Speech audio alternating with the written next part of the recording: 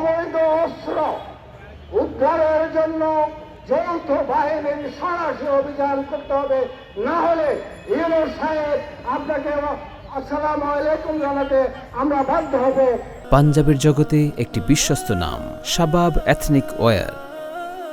সহযোদ্ধা মোস্তাফিজুর রহমান মোস্তফা সাহেব, এনপিপির মহাসচিব, তিনি পরিষ্কার বলেছেন 7 দিনের কথা। 7 দিনের মধ্যে গ্যাসের মূল্য কমাতে হবে।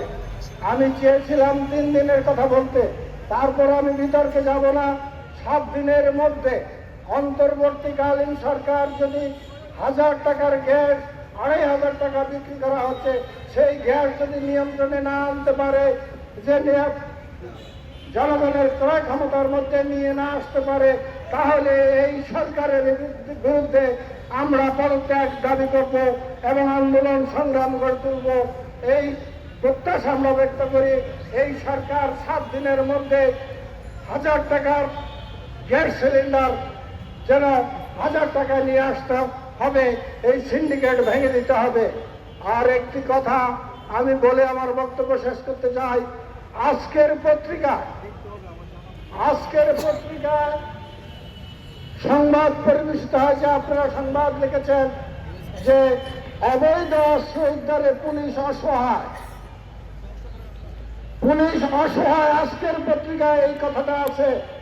যদি অবৈধ অস্ত্র উদ্ধারে আইন শৃঙ্খলা রক্ষাকারী বাহিনী যদি অসহায় হয়, তাহলে জনগণের অবস্থা কোথায় যাবে, আমাদের অবস্থা কোথায় যাবে?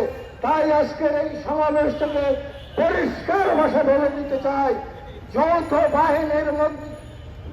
বাহিনীর তত্ত্বাবধানে সরাসরি অভিযান চালিয়ে সারা দেশব্যাপী অবৈধ অস্ত্র উদ্ধার করতে হবে।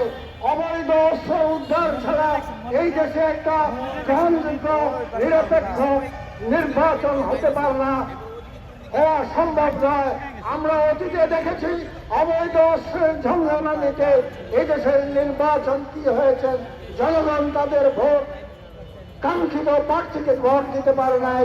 এই জন্য আমি পরিষ্কার ভাষা বলতে চাই, অবৈধ অস্ত্র উদ্ধারের জন্য যৌথ বাহিনীর সরাসরি অভিযান করতে হবে, না হলে ইউনূস সাহেব আপনাকে আসসালামু আলাইকুম জানাতে আমরা বাধ্য হব।